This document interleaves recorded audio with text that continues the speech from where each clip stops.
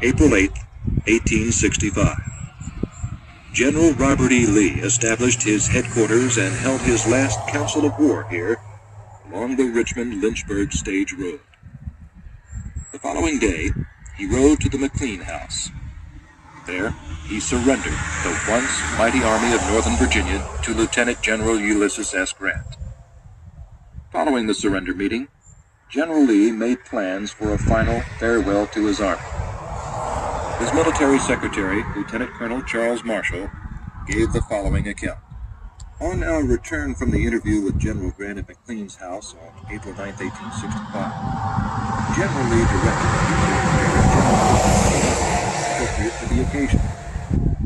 During the rest of the day, I was so constantly occupied with details that I had no time to write the order, so that next morning, when the general called for it, it was not prepared. He then directed me to get into his ambulance, standing before his tent, and get to work at it at once, and placed an orderly on guard to prevent my being interrupted. As soon as I had made a draft of red pencil, I submitted it to the general, who struck out a whole paragraph and made some verbal alterations.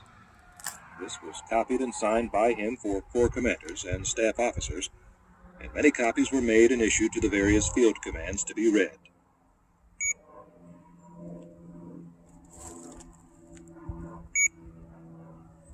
General Order Number 9, Headquarters, Army of Northern Virginia, April 10, 1865. After 4 years of arduous service, marked by unsurpassed courage and fortitude, the Army of Northern Virginia has been compelled to yield to overwhelming numbers and resources.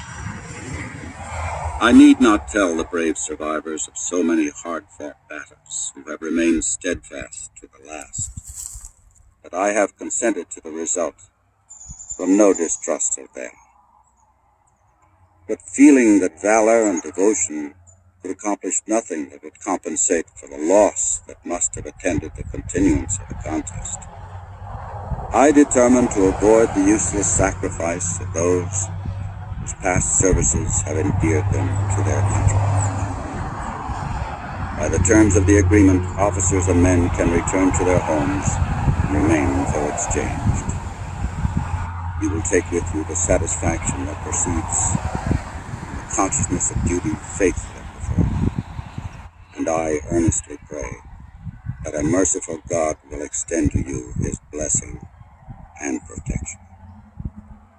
With an increasing admiration of your constancy and devotion to your country, and a grateful remembrance of your kind and generous considerations for myself, I bid you all an affectionate farewell.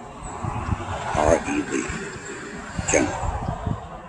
2 days later, on April 12th, 4 years to the day after the firing on Fort Sumter, veterans of the Army of Northern Virginia stacked their arms, received their paroles, and began the journey home.